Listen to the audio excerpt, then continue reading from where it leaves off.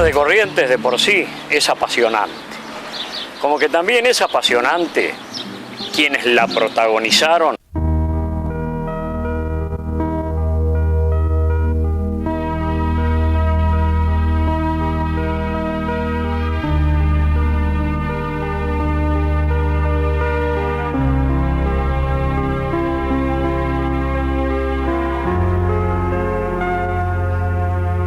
Se llamaba y se llama todavía Aguirre, Casco, Duarte, aquel retoño que desde las primeras vaquerías se lanzó a fundar pueblos para todos. Fundador de parajes y ciudades con nombres guaraníes de esta tierra, Taragüí la primera y tantas otras en la costa, la loma y la pradera.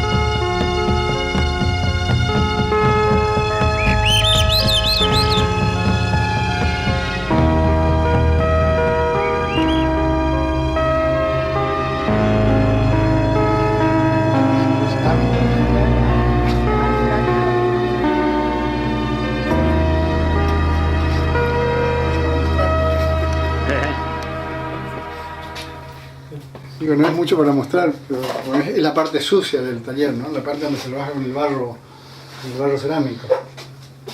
¿Y a qué hora es el taller de cerámica? Eso se arregla con Mauro. Eso no tiene horario ahora. Mauro está muy ocupado, entonces por ahí viene sábado, por ahí viene domingo. Una cosa muy livianita, muy flexible, muy maleable. Entonces era el mejor pergamino que existía. Pero imagínate que para hacer un libro con muy livianita, muy...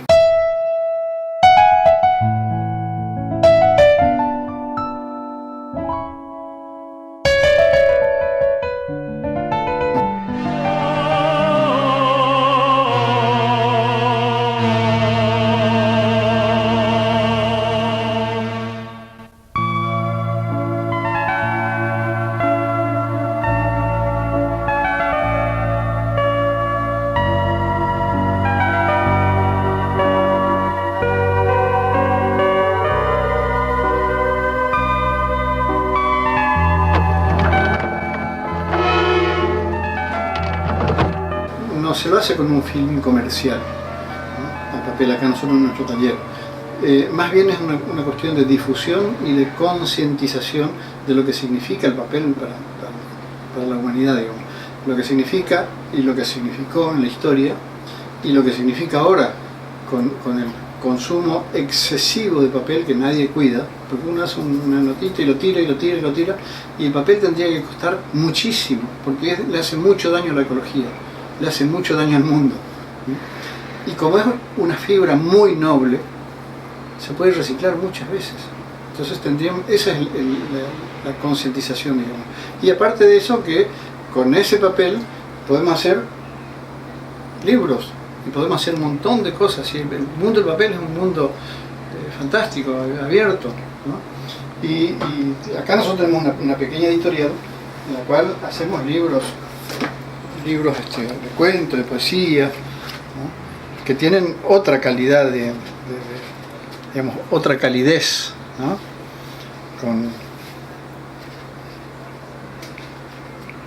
En fin, hay varios libros que ya editamos nosotros y que se pueden hacer con y se hacen con este papel artesanal.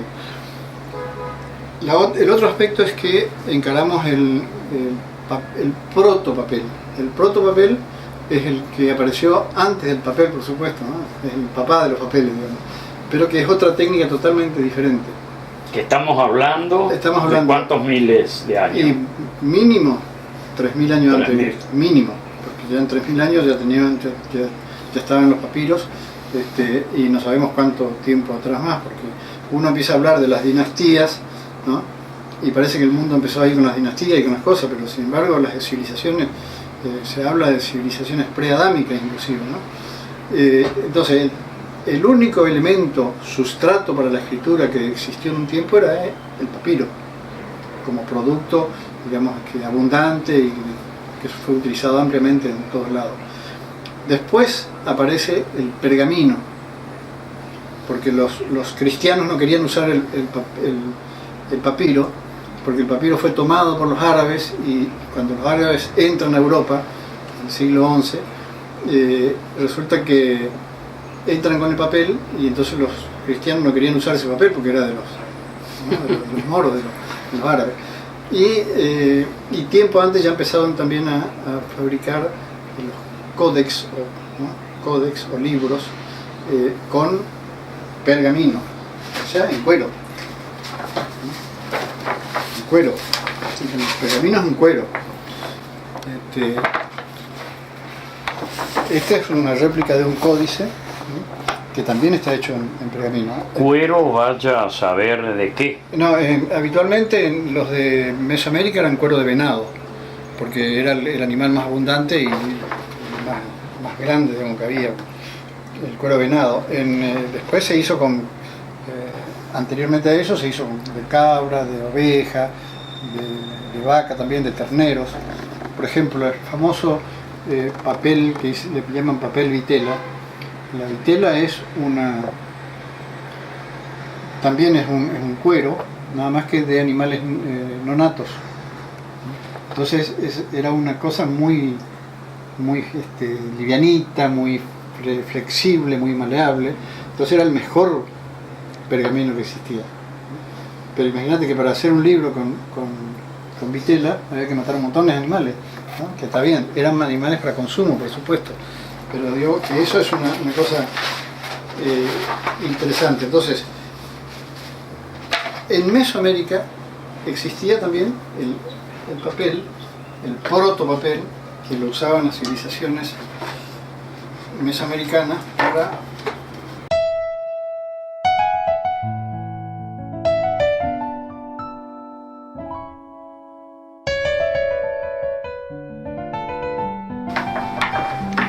este es un protopapel hecho con las técnicas originales de los mayas y los aztecas.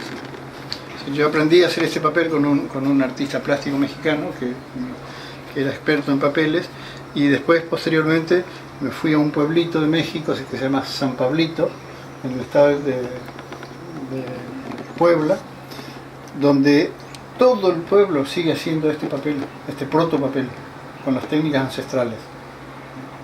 Entonces ahí hice una maestría. Y una belleza, ¿no? De una belleza. Y aparte de eso, es un protopapel mucho más elaborado que el papiro, muchísimo más elaborado. Este tiene un proceso químico que ellos tuvieron que descubrir, ¿no? Cómo se hacía. Esto resiste siglos, no resistió a la quema de la iglesia, desgraciadamente, ¿no? Pero esto resiste siglos. Entonces, este es nada más que un ejemplo de eso. Otros ejemplos.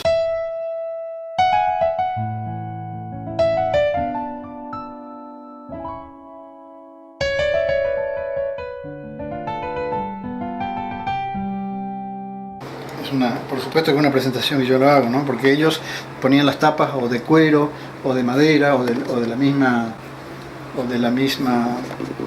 protopapel, ¿no? Entonces, esta es una réplica de un códice, ¿no? Facsimilar, o sea, el original es prácticamente como este. Como una o este, fotocopia color de hoy. Exactamente, ¿no? Y esto se puede desplegar, ¿no? Eso es lo que tenían más inteligente también que los papiros. Primero, que los papiros se usaban en rollos porque no se podía plegar, se rompía. Si vos el papiro lo plegás, se rompe porque es con fibra cruda. Esta es una fibra que tiene un proceso químico fantástico, y ellos obtenían la celulosa pura, como hace la industria hoy. Entonces, Esto se puede plegar, como lo ves, ¿no? Se puede leer página por página, ¿no? Página por página, o bien se puede desplegar.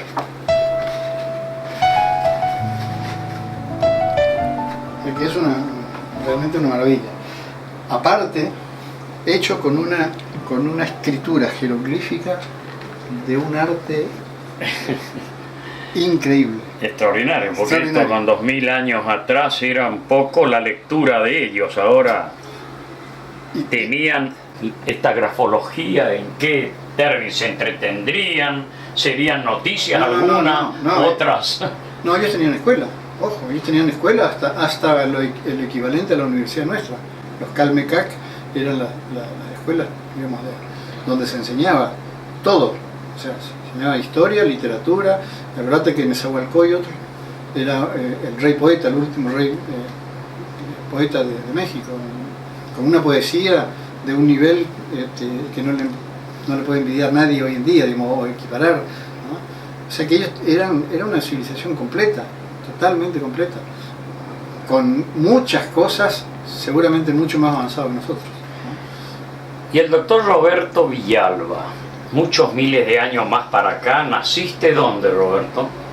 Yo nací, yo soy paraguayo, o sea, yo nací en una región del norte del Paraguay, lindante con Brasil, en la zona del río Apa, que es el Mato Grosso, digamos. Mi padre era cauchero, en la famosa quimera del caucho, no del oro. Mi padre era cauchero, entonces yo nací en esa zona. Estoy anotado, digamos, como lugar de nacimiento, Concepción del Paraguay.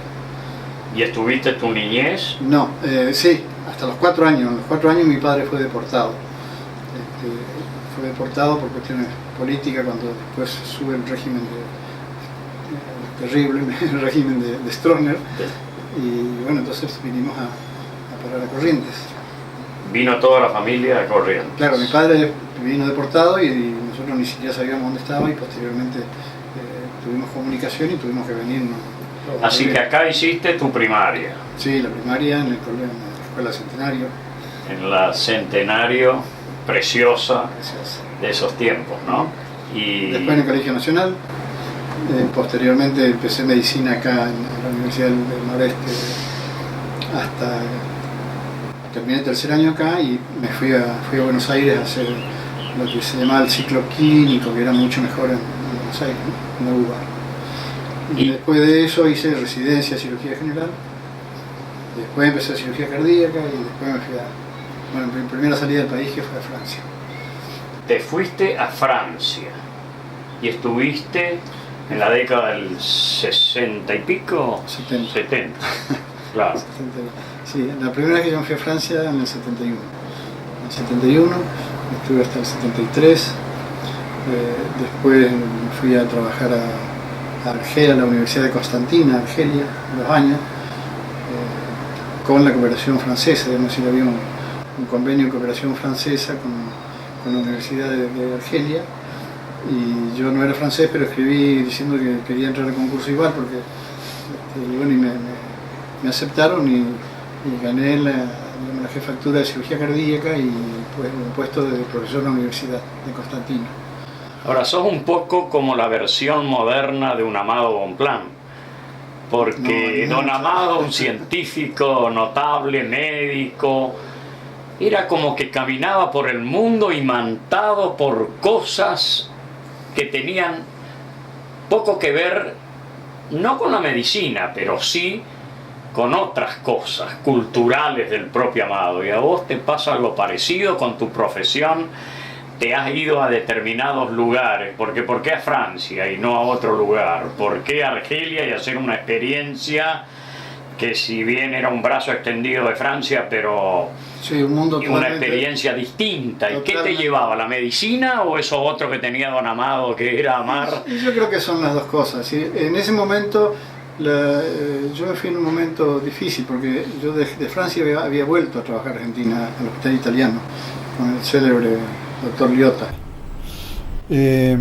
Y la verdad es que no era lo que yo esperaba, no era lo que me habían prometido, y yo tuve una experiencia muy fea en el hospital italiano de Buenos Aires, porque estando yo de guardia una noche, se acordarán ustedes que lo raptan a Riccieri Frondizi. Me están dando por teléfono. Lo raptan a Riccieri Frondizi a 4 cuadras del hospital italiano.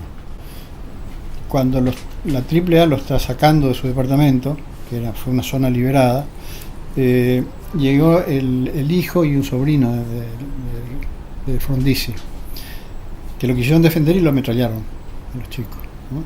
Uno de ellos entonces lo llevaron al hospital italiano, que estaba a 4 cuadras, yo lo metí al quirófano y entonces me acusaron de operar guerrilleros. Entonces ese día decidí que, como yo había ganado el puesto ya en Argelia, escribí diciendo si mi puesto estaba todavía libre. Me dijeron que sí, lo estamos esperando, y entonces preferí realmente irme, como yo decía. Que serían 75, 76. 75. ¿Y estuviste en Argelia cuánto 2 tiempo? años. 2 años. Sí. Y bueno, y de ahí sí me fui a México. Si nosotros, desierto. El mayor placer era ir al desierto, porque el desierto es una cosa realmente increíble. Si uno cree que el desierto son las dunas de arena y nada más, el desierto es polimorfo, polifacético, misterioso, tiene un montón de cosas que uno ni se imagina, ¿no? Y por suerte, como yo tenía residentes árabes, o sea, argelinos, pude hacer una convivencia, digamos, si bien es un mundo totalmente diferente al nuestro, y yo creo que es muy difícil sumergirse a ese mundo, ¿no? Es como ver una película y que en la pantalla no te permite introducirte, claro. Una cosa así, ¿no? Sí, es tan muy distante, pero aprecias todo. Sí, por supuesto, sí. Entonces teníamos la suerte de que por ahí nos invitaban al desierto, o sea, porque yo tenía residentes que eran originarios del medio del desierto, ¿no? En el desierto hay dunas que están fijas, siempre, y hay dunas que reptan, se cambian de lugar. Es impresionante. Entonces los pueblos del desierto se hacen en los lugares de dunas donde las dunas están fijas, ¿no? Y que ellos los conocen, por supuesto. Para no perderse, no. Una referencia. Lo mismo que, por ejemplo, en el desierto uno no puede caminar donde uno quiere. Yo digo, vamos por acá, no, ahí no se puede. ¿Cómo que no se puede? No, te hundí hasta acá, en la arena. Claro. ¿No? O sea que esto es una cosa fantástica, porque uno dice, hicimos muchas veces excursiones, siempre acompañado de algunos árabes chiquitos, jovencitos, y claro, ellos nos decían por acá, y yo decía, bueno, pero ¿por qué por ahí? ¿Por qué no vamos derecho? Y no se puede, ¿no? No se puede, ¿por qué? Porque te hundís como arena movediza, pero como un embalsado líquido, en un campo, líquido, que si no sos vaquiano podés llegar a... Exactamente, ¿no? Y sí. Y después hay cosas fantásticas. Hay desiertos donde vos encontrás llenísimo de fósiles marinos, o sea que eso fue un mar, y está comprobado que fue un mar alguna vez. Hay zonas que vos encontrás, por ejemplo, lo que se llama la rosa de arena, no sé si conocés esas formaciones, son unas rosas, pero de arena. La arena, los granos de arena se van uniendo y forman unas flores fantásticas, espectaculares. Hay otra zona donde forma pequeños mundos, digo yo, bolitas, ¿no? Y esas bolitas se unen también como si fuesen racimos de uva. ¿Cómo se unen? Con la fuerza maravillosa de la energía de la naturaleza, sí, ¿no? Sí. Y así como eso hay miles de cosas en el desierto. Entonces, por suerte, no había cine, no había teatro, no había restaurantes, y estaba el desierto del Sahara, ¿no? que nos permitió, digamos, conocer otra faceta totalmente diferente de este mundo, ¿no? Y cuando vas a México, ¿qué te lleva al país azteca? ¿Alguna curiosidad médica o...? No, es otra cosa de las que yo creo que son causalidades. Yo estando en Francia había conocido a un cirujano mexicano importante, y bueno, yo lo atendí mucho cuando él fue ahí, porque él fue a ver el instituto de cardiología donde yo trabajaba en Lyon, porque era el primer instituto de cardiología de Europa. O sea, nunca habían hecho un instituto de cardiología en Europa, había servicios de cardiología. Y México tenía el primer instituto de cardiología del mundo. O sea, la cardiología mundial nació en México. que es otra cosa que muy poca gente sabe también. La cardiología mundial nació en México. ¿Y cuándo nace? En 1942 se hace el primer servicio de cardiología como especialidad. Y poquito después se crea el Instituto de Cardiología de México. No existía nada en el mundo, ni servicio de cardiología como tal, ni Instituto de Cardiología. Fue un visionario, don Ignacio Chávez, era un humanista, un médico visionario, que fue fabuloso. Y ahí se formaron grandes cardiólogos de todo el mundo. De Francia, de Estados Unidos, de Canadá, de la India, de la China, de todos lados. Fue una cuna realmente de la cardiología y de la investigación en cardiología. Entonces yo de Argelia iba a trabajar a Colombia. Entonces fuimos de vacaciones con mi señora a conocer el lugar donde íbamos a vivir. ¿Y por qué Colombia desde Argelia? Porque yo tenía un amigo íntimo, como un hermano que fue conmigo más de 30 años, desgraciadamente falleció joven, que después fue mi socio inclusive acá cuando nos hicimos Costa Paraíso, un muchacho brillante, un economista brillante que se dedicó a la parte de economía sanitaria. Y hicimos una amistad tan linda en Francia que después él, como tenía mucho más recursos que yo, me seguía por todos lados donde yo andaba, ¿no? me iba a visitar. Y después me dijo, bueno, vos tenés que venir a vivir a Colombia, a trabajar a Colombia. Entonces él me arregló todo, dónde yo iba a vivir, el hospital donde iba a trabajar, me presentó a la gente de la sociedad donde yo me iba a desenvolver, y iba a ganar mucha plata en Colombia, pero no me gustó. ¿No te gustó? Ni a mí, ni a mi señor. No. Y vos me mencionás tu mujer que se vienen desde Argelia. Sí. Y yo asocio tus aventuras con Indiana Jones y esas imágenes que hay de quien sube esa mujer arriba de un camello y esas experiencias. ¿La tuvieron? Lo hemos hecho, sí. Sí, con caravanas y con cosas así. Sí, porque te digo, que por suerte tenía yo residentes nativos, y muchos de ellos venían del desierto. ¿Y qué no te gustó de Colombia? ¿La geografía? No me gustó la sociedad que yo iba a compartir, digamos.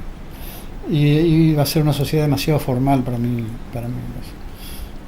Tenía que andar por el Club de Leones y por el Rotary y por las sociedades no sé qué, y la verdad que nunca fue mi objetivo eso. ¿Y de ahí te fuiste a México? No, y de ahí nos íbamos de vacaciones a México para volver a Argelia a buscar nuestras cosas y volver a Colombia, a quedarnos. Y entonces en México le dije a Irma, yo conozco acá al cirujano fulano, se lo quiero buscar y ahí fui al Instituto de Cardiología, que justo inauguraba su nuevo edificio, ¿no? Su nuevo edificio, para lo cual este cirujano había ido también a Europa a ver cómo era el Instituto de Cardiología de... Pido la palabra. ¡No interrumpa! Porque creo es la oportunidad precisa para decirles a todos, porque lo importante es hacer historia desde una banca. Señor presidente, he sido electo legislador por la provincia de Corrientes. Ah, sí. Discúlpeme, no lo había reconocido. Está en comisión y está usted en la autoridad de poner los mecanismos necesarios para que tengamos dictamen y nos convoquemos en este recinto histórico a dar una sanción en la que, previa a una tarea muy grande que debemos hacer los correntinos, es recuperar aquel 1,5 punto de coparticipación que perdimos injustamente en 1988, lo que equivale en plata de hoy a 3.500 millones de pesos menos que los que cobran las provincias de Chaco, de Formosa y otras del país que tienen igual índices que nosotros. Hay una comisión que está estudiando el caso. Eso, señor presidente, no es otra cosa que mermarle a Corrientes la posibilidad de dar a los suyos, docentes, policías, hombres sencillos, humildes, que trabajan en sus labores personales y particulares un mejor estándar de vida. Creemos que llegó el momento de una reparación histórica.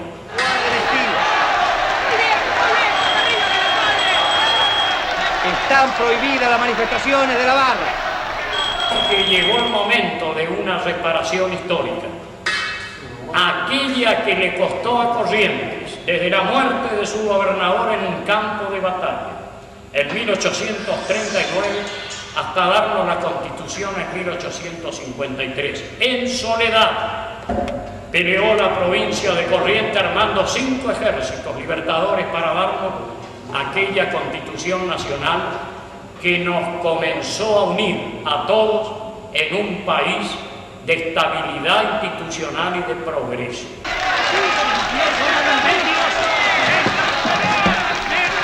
Tendrá que probar cada una de sus afirmaciones. Prevengo a la barra que están prohibidas las manifestaciones. 5.000 hombres dejamos en los campos de batalla.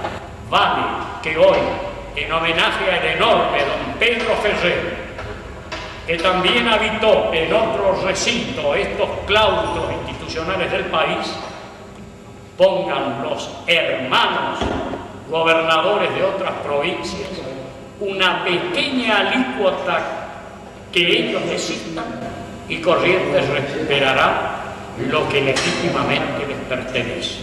Por eso, señor presidente, les pido, ponga en movimiento los mecanismos legislativos para que tratemos en comisión pronto la ley de coparticipación y podremos estar en este recinto discutiendo lo antes posible. Gracias. Luego a los señores senadores que guarden estilo. Están prohibidas las manifestaciones de la barra. Están prohibidas las manifestaciones. Bueno, entonces fui y me presenté, yo ya tenía una cierta edad, digamos, y le pregunté, le digo, mire, doctor, me gustaría trabajar acá, ¿no? Y entonces me dijeron, no hay problema, dice, pero acá en México la única forma que un médico puede entrar es como residente, ¿no? Le dije, bueno, ¿y si acepto? Y dice, por mí, yo encantado, me dijo el tipo, vaya a hablar con el jefe de enseñanza. Y ahí fui a hablar con el jefe de enseñanza, que era el hijo del célebre Ignacio Chávez, el creador del Instituto de Cardiología, un gran humanista. Y el tipo, entonces, bueno, le presenté mi currículum, lo ojeó un poco así, y me dijo, mire, doctor, nosotros no necesitamos jefes. Y yo le dije, doctor, yo no veo como decir, yo le estoy pidiendo si hay un puesto de residente. Me dijo, pero usted viene a ser jefe de servicio. Y yo, profesor, sí. Bueno, le vamos a contestar. Y efectivamente, yo me fui y me mandaron un telegrama diciendo que me aceptaban como residente de segundo año. O sea, me dieron una pequeña, ¿cómo es? Hicieron una excepción y bueno, pero tuve que hacer la residencia de segundo año, tercer año, trabajar como residente. Por supuesto, terminé el tercer año y ya fui nombrado jefe de enseñanza de cirugía cardíaca, porque prácticamente en el instituto tenían todo armado para la parte clínica, pero como los cirujanos era un mal necesario. Entonces yo armé todo el programa de enseñanza de cirugía cardíaca. Y bueno, ahí me quedé varios años como jefe de enseñanza, y después pasé a la UNAM de México en un laboratorio de investigación.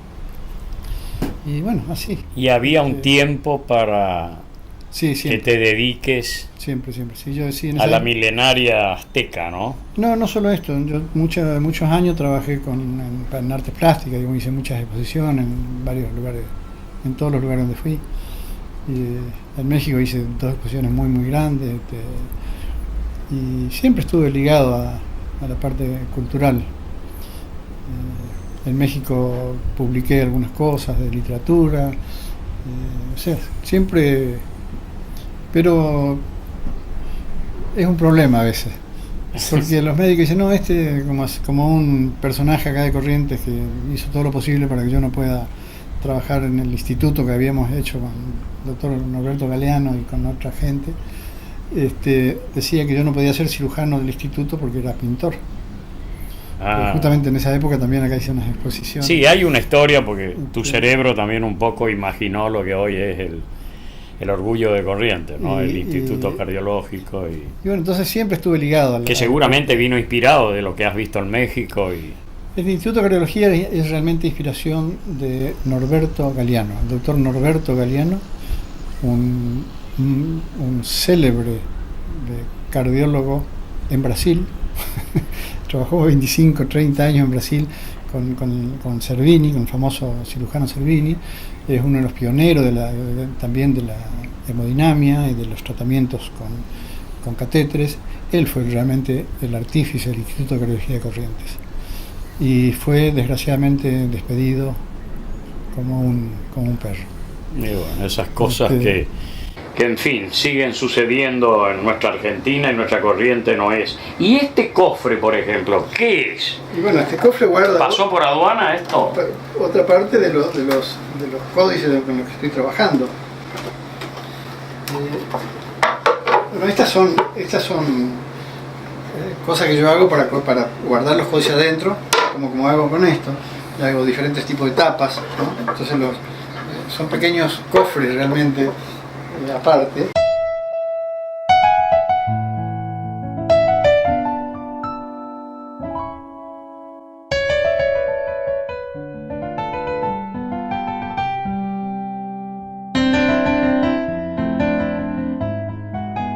Que en este momento yo no lo estoy haciendo en papel amable porque es mucho trabajo y como el fin de esto, la difusión, quiero tener los 17 códices para hacer una muestra completa de códices, explicar lo que son los códices y explicar algunos de ellos.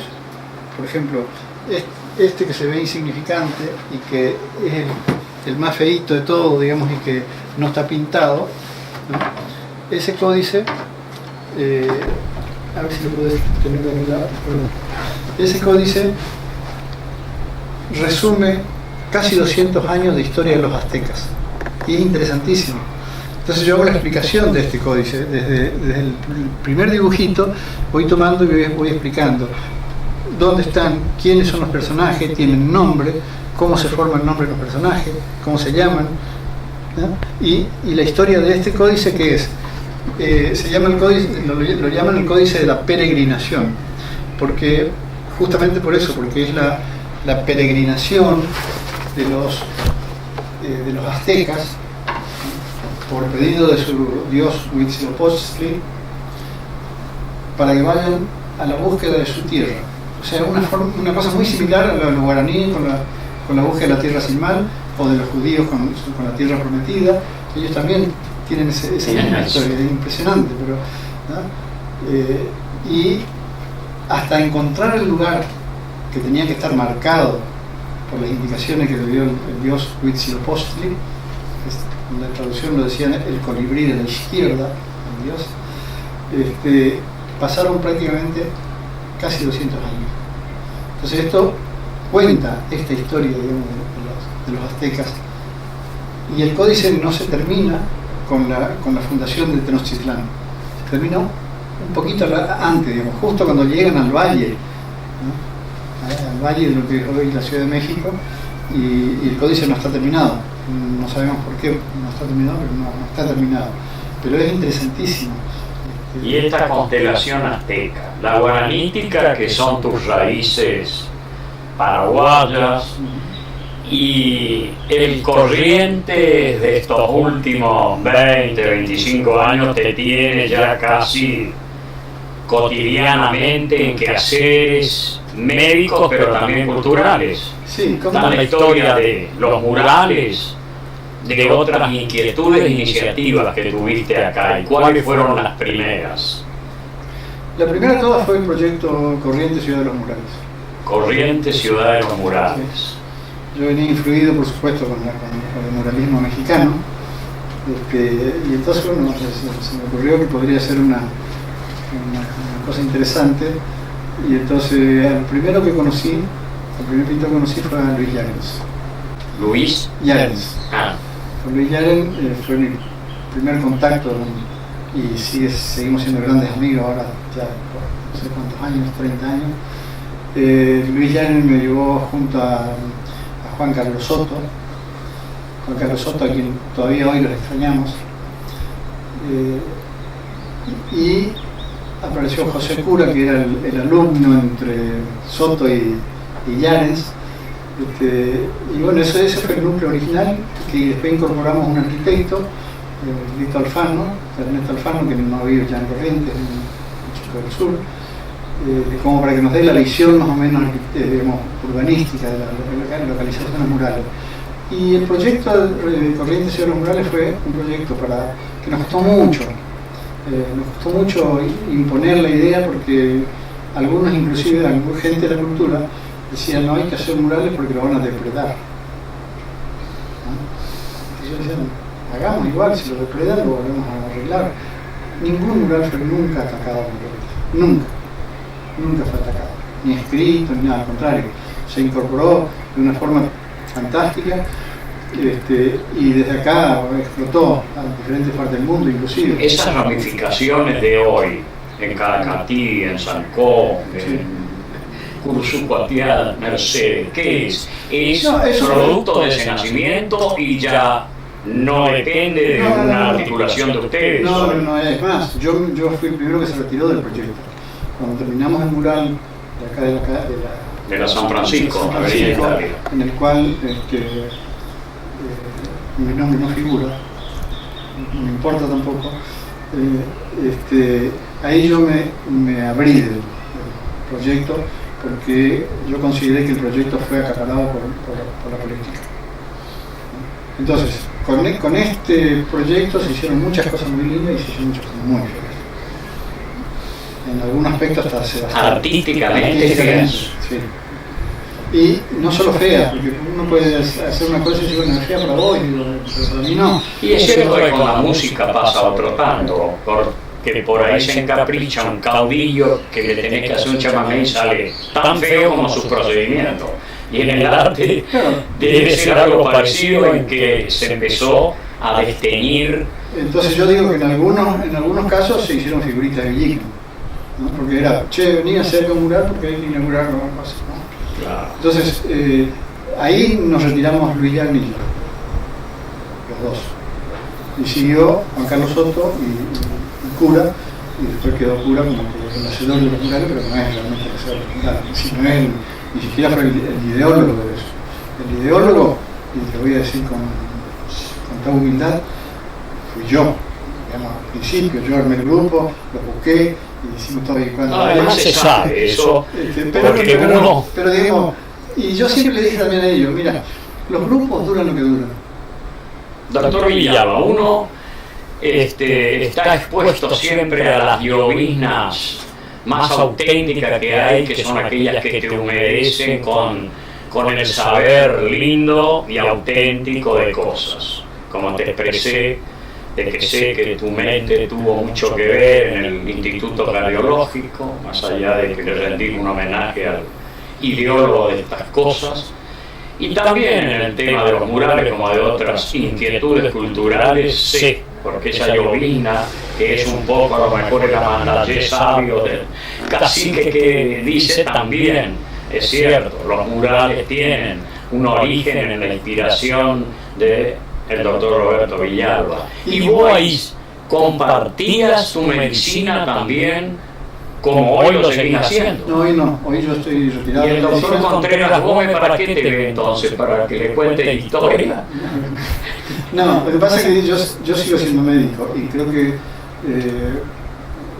lo digo esto sin petulancia, en serio, y creo que hoy todavía tengo mucho más criterio de la medicina como debe ser, porque creo que cada día soy más humano, o sea, cada día tengo más errores.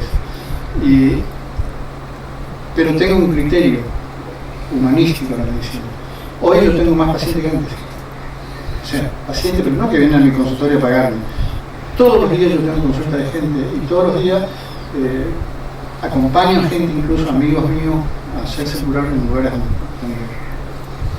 yo sé que hay garantía de educación, porque la medicina actualmente en este país es una medicina perversa, un sistema perverso. y en muchos lugares inclusive es muy peligroso. Entonces, yo cuido mucho a mis familiares y a mis amigos. Y hay veces que voy hasta por el dolor del dedo de un amigo, un abogado conocido de Corrientes, que estaba con una gota que no podía más y no sé qué. Entonces me llamó y bueno, fui, le di la cochicina y no sé qué. Y anoche justamente me llamó para decirme que estaba feliz de que puede caminar. Porque ni tiene edad para gotas, ya tiene edad a lo mejor para un cubo de hielo de lo que él a veces frecuenta. Claro, pero digamos que yo estoy retirado de la medicina, si yo no estoy ejerciendo la medicina. Bueno, y este barco 7 puntas, las 7 corrientes, es una actividad que le has sumado con intensidad, con pasión, con trastornos, con unas cuantas cositas, sí. Y hoy está navegando estáticamente bien. No todo lo bien que yo quisiera, porque es cierto que la navegación tiene sus tormentas, y desgraciadamente nosotros somos un país difícil. Yo siempre digo que Argentina es uno de los países más difíciles de Latinoamérica. Somos muy hay una envidia que es destructora en Argentina. Es cierto, y lo mencionás vos, yo lo suelo a veces repetir, y ahora se me imagina algo, porque es como que queremos ser espectadores y protagonistas al mismo tiempo. Entonces en el subir a ese escenario nos tropezamos, nos lastimamos, y eso del egoísmo que vos hablás es cierto, porque es el egoísmo torpe que le llaman los psicólogos, el egoísmo estúpido, el que no advierten que el éxito de uno lleva al éxito de los demás. Y yo siempre lo digo, en tu métier cultural especialmente, los que tienen que tener la vista puesta en calificar las cualidades tuyas, los éxitos, si son buenos, si son regulares o malos, hay veces que no ven. Yo no sé si es porque miran y no ven, porque hay gente que miran porque Dios le dio 2 ojos, pero hay cosas que no ven. Pero hay otros que se ponen antifaz por ese egoísmo tonto que no entienden que la mayor riqueza es acercarse a quien tiene una arista que sobresale.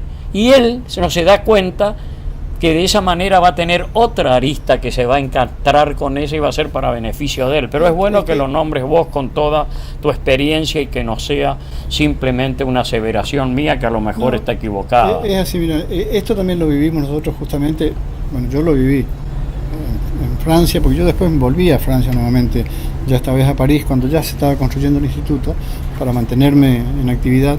Volví a París, yo escribí a París y me dieron un contrato rápidamente, o sea que tan estúpido no podía haber sido los franceses para nuevamente contratarme por un tiempo, y me fui nuevamente a trabajar para mantenerme en actividad,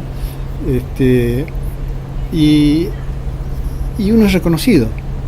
Y en México yo te puedo decir que no sé si ya ahora, porque ya han pasado muchos años, pero sí fui reconocido por la gente, bien, digamos, sin alaraca, sin títulos rimbombantes, porque eso jamás yo he buscado ni me ha interesado.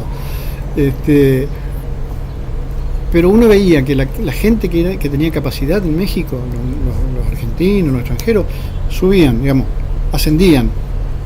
En base a sus méritos podían llegar no había límites. En Argentina uno siempre tiene límites, porque desgraciadamente el país se mediocrizó mucho. Sí, y no hay nada peor que los mediocres. El ignorante es mucho más maleable que el mediocre. El mediocre presenta justamente esa faceta que es la que no se le ocurrió a él, entonces bueno, ¿cómo se le ocurrió al otro, no? Así es. Entonces hay que ver cómo destruyen. Ahora, pero a pesar de eso hay que darle para adelante. Digamos, no. Pero hay que darle para adelante, y es un poco la misión de Historias de Corriente también reflejar esas cosas.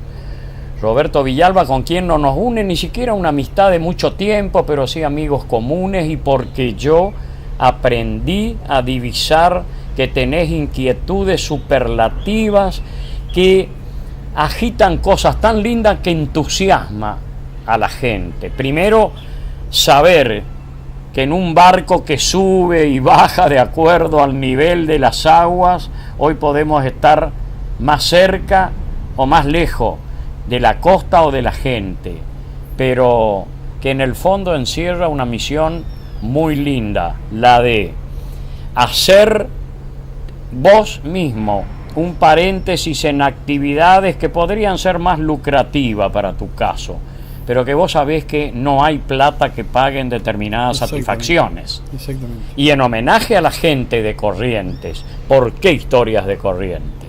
Porque yo te puedo calificar con dureza algún espectro de bobos que tendrían que estar en la multiplicación de valores de la sociedad, pero que no lo hacen por eso que me señalabas de la mezquindad y de la torpeza, pero no así de la gente.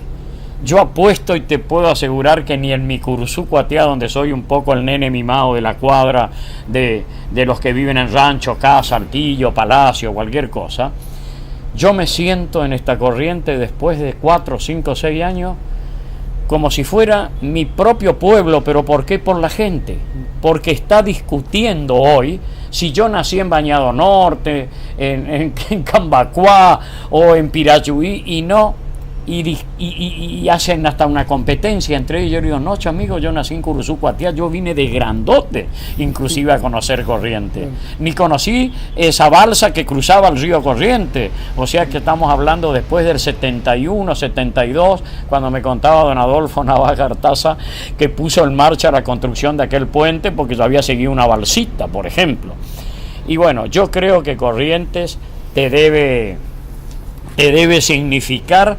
Y es cierto, y esta es la misión, con ese cariño y ese afecto que me toman los miles y miles y miles de televidentes que me lo demuestran en los Facebook, me lo demuestran en sus paradas en la calle, en sus invitaciones a casa de familia, son los que valoran estas inquietudes que tenemos la obligación de mostrarla con estridencia, no para la vanidad del doctor Roberto Villalba, que no le puede agregar nada, un piropo más a sus largos jalones de consagraciones universales, podemos decir, que conoces el mundo, y quizás tienen que ser estas vivencias tuyas más conferenciadas, en colegio, en facultades. Tenemos una juventud hermosa, porque yo la palpo y la vivo así, y contarle, ¿no?, con estas naturalidades. Pero venís a Corrientes y se te ocurre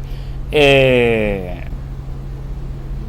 de las 7 Corrientes, que forma parte de esa preciosura de historia, ¿no?, que arranca en 1528, cuando pasa don Caboto por acá y dice, ¿y esto qué es, estas puntas? Y había estado Rivadeneira antes, que le aconseja también después, ¿no?, que viniera Torres de Vera ya al rey, de que esto tiene un misterio enorme, que no sé si está todo a lo mejor armado, o te queda a vos el construir un galeón importante y revivir con temáticamente, pero en forma también natural, ¿por qué no?, estas cosas. Pido la palabra. No interrumpa. Porque creo es la oportunidad precisa para decirles a todos, porque lo importante es hacer historia desde una banca, en nuestra legislatura o en el Congreso de la Nación. Estas son las cosas que alientan a uno a también soñar con la posibilidad cierta, ¿por qué no?, de ocupar una banca en la Cámara de Diputados de la provincia o de la Nación.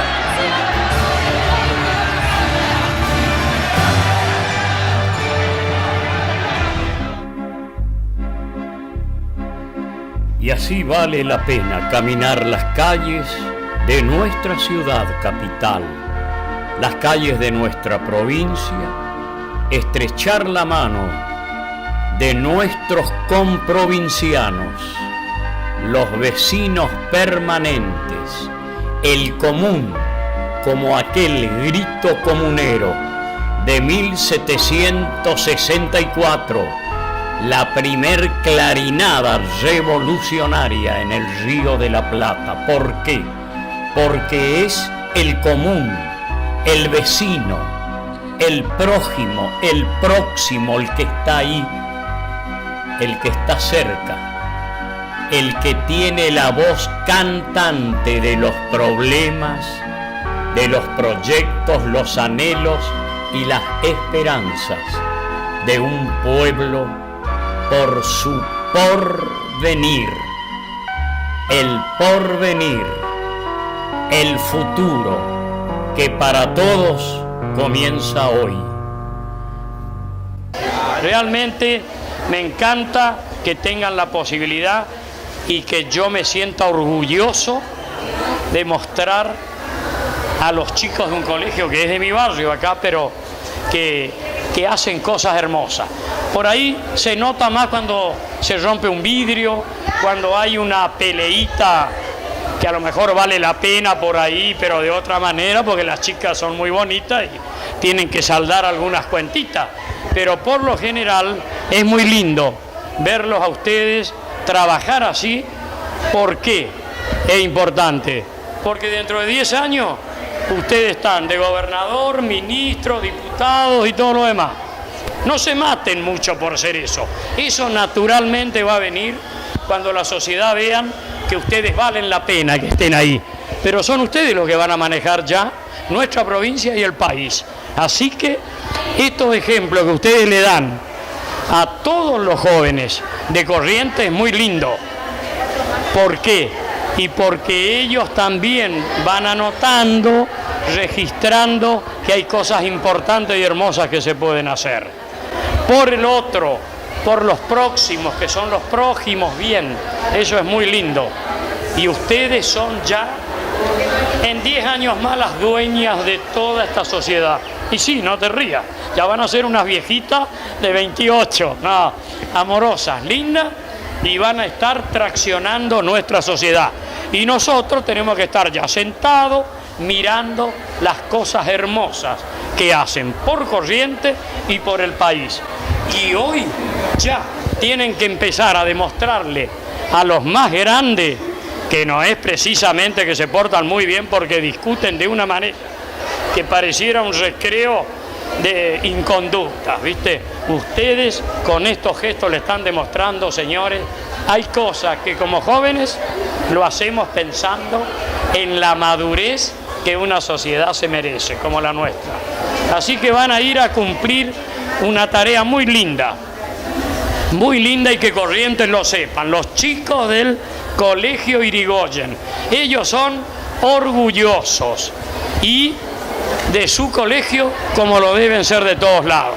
Y agradezcan estas hermosas maestras y profesores que tienen porque realmente las cobijan como si fueran hijos en este cole y ustedes salen de esta manera a dar solidaridad, que es la mejor manera de ejercer su rol en la sociedad. Pido la palabra. ¡No interrumpa! Porque creo es la oportunidad precisa para decirles a todos, porque lo importante es hacer historia desde una banca, en nuestra legislatura o en el Congreso de la Nación.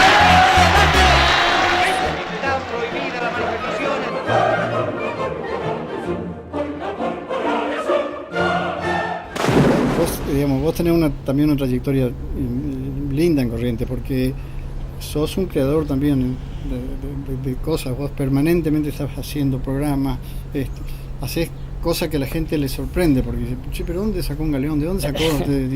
Pero fotocopio cosas que hacen. No importa eso. Es decir, vos estás creando cosas, difundís cultura, difundís historia, y sé perfectamente que tenés un montón de detractores, ¿no? No, pero Pola, no. Sí. ¿No? No es historiador. Y no soy historiador. Pero bueno, no, yo tampoco soy azteca, ni soy arqueólogo, ni soy epigrafista, ni nada de eso. Soy un curioso, y entonces, de lo poquitito que sé, quiero que la gente se entere. Así es, porque es como cuando uno hace un viaje y hay algunos que quieren saber, che, qué tal el bife de Francia, y hay otros que quieren saber qué tal las iglesias, los museos, las pinturas, y bueno. Entonces, en este momento, el Centro Cultural Siete Corrientes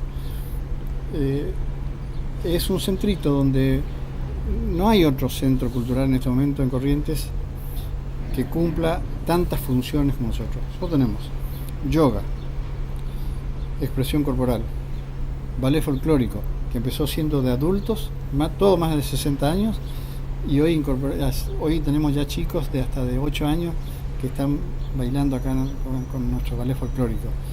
Que dicho sea de paso, hace muy poquito tiempo han ganado unos premios en Cancún, en un festival internacional de folclore. Tenemos una sala de cine y teatro arriba, que la construimos totalmente de cero, no existía. ¿Está bien, bebé? Santa María, que creo que ustedes lo conocerán, la gente lo conoce. Así es, cineasta de nota, acaba de hacer La Mansión de Invierno se busca. Escritor, dramaturgo, un hombre muy... Bueno, él está desde el primer día conmigo en este proyecto, digamos, aún cuando la mayor de las veces de forma anímica, digamos, no física, porque cumple múltiples funciones y realmente se preocupa y se mata por el teatro de Corrientes y de la zona. Entonces tiene poco tiempo para venir a su tallercito, que lo tiene acá también, a hacer las cosas fantásticas que hace.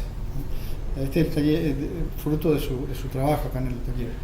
Después tenemos este salón, que es un salón de usos múltiples, donde bueno, se hace ballet folclórico, yoga, ahora se empieza la semana próxima tai chi, y después tenemos conferencias, cursos, seminarios, es decir, una actividad muy multifacética.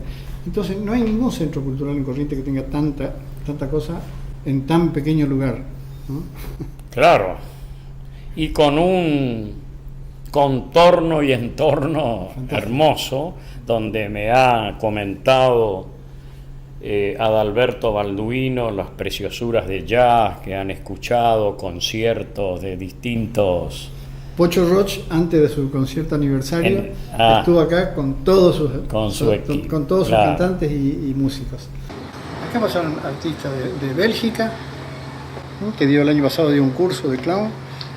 Pasó un titiritero italiano que también dio un curso y dio funciones para la Dante Alighieri y para el público en general.